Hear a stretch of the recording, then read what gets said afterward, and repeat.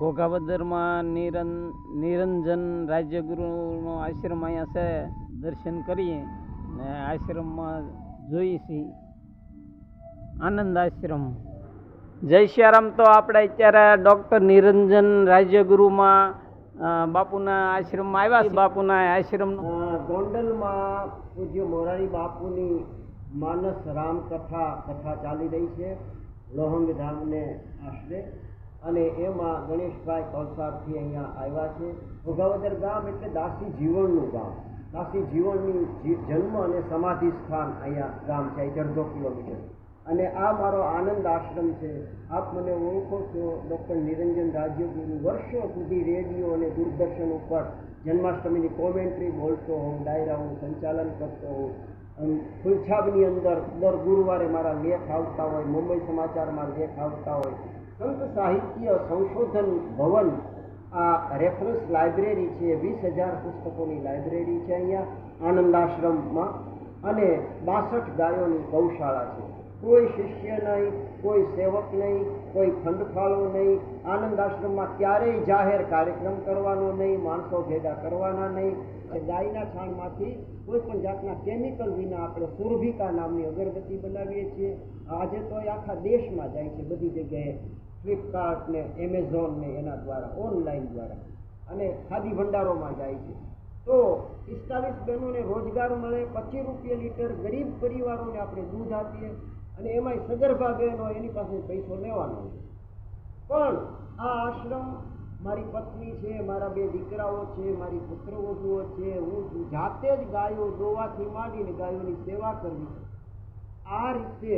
અને અહીંયા ધર્મની ધજા બાંધી નથી, અન્નક્ષેત્ર ખોયેલું નથી. ટાણું આવે ને કોઈ મિત્રો આવ્યા હોય, સંબંધીઓ આવ્યા હોય, તો એને આપણે રોટલો ખવડાવીએ. ચાનું ટાણું હોય કે ચા હોય, પાણીનું ટાણું હોય તો પાણી પાવાનું. પણ કોઈ જાતની જાહેર પ્રવૃત્તિ આપણે કરતા નથી.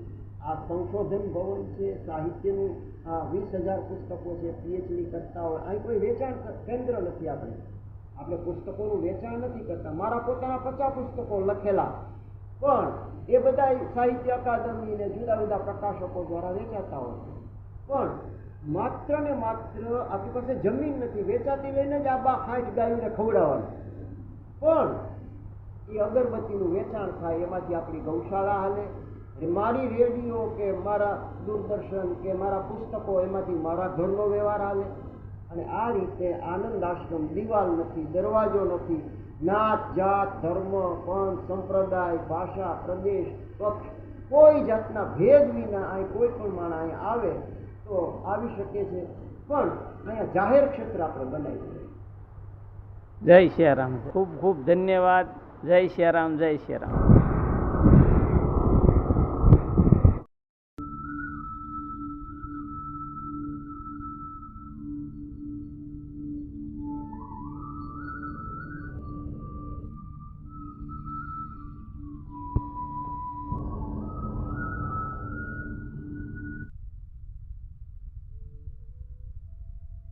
જય સિયારામ મિત્રો. તો આનંદ ધામમાં આપણે અત્યારે આશ્રમમાં, આનંદ આશ્રમમાં, ગૌશાળામાં તમે જોઈ શકો છો. ગાયોના દર્શન કરો.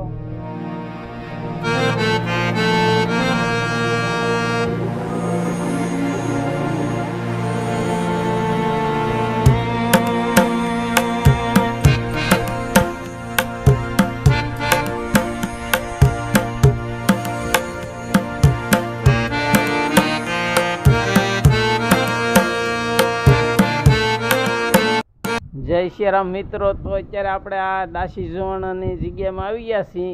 આ ગોંડલ પાસે ઘોઘાવદર છે ને, ત્યાં આપણે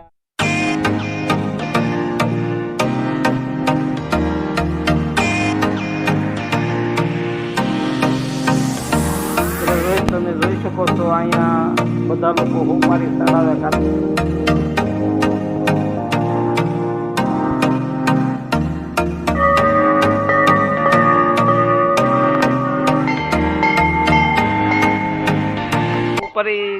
શા માટે રાખેલા છે?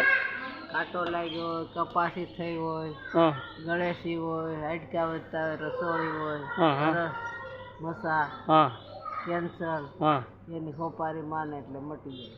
ઠીક અહીંયા દાસીજીવણ બાપાને સાહેબને અહીંયા સોપારી. આવું કાંઈ જે છું હોય હા તો આ સોપારી સડાવે એટલે હિન્દુ મટી જાય. હા હા, જેને રસ છો હોય એને એક શ્રીફળ, હા 250 સોપારી, 250 સોપારી, એક અગરબત્તીનું પેકેટ એક અગરબત્તીનું પેકેટ, અને 5 ફૂલના હાર. 5 ફૂલના હાર આ સડાવે એટલે બાપાને એટલે મટી જાય. આ હંધાઈની શ્રદ્ધા છે ને અહીંયા હંધાઈ લોકો શ્રદ્ધાથી આવે છે. હા, જય સિયારામ. જય સિયારામ મિત્રો, મોજમાં છો ને? મોજ માર્યો, આનંદ માર્યો, હરો ફરો અને હરીની ખોજ માર્યો ને અમારા વિડીયા જોતા રહ્યો. જો આ આંબલીના ઝાડમાં જે અંદર લાકડું ખવાઈ ગયું છે ને ખાલી ચારે કરે સાયલસ છે. આ ઘણા વર્ષોની પુરાણી આ ઝાડ હોય આપણને.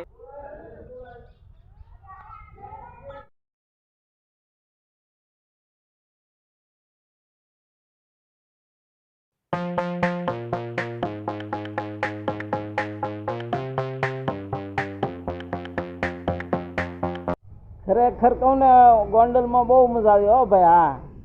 આ મોરારી બાપુની રામકથામાં ગોંડલમાં અમે બહુ જલસા કર્યા, બહુ મજા આવી ને આનંદ ને હર્યા ફીર્યા ને આજુબાજુ ધામમાં હંધે ફરવા ગયા.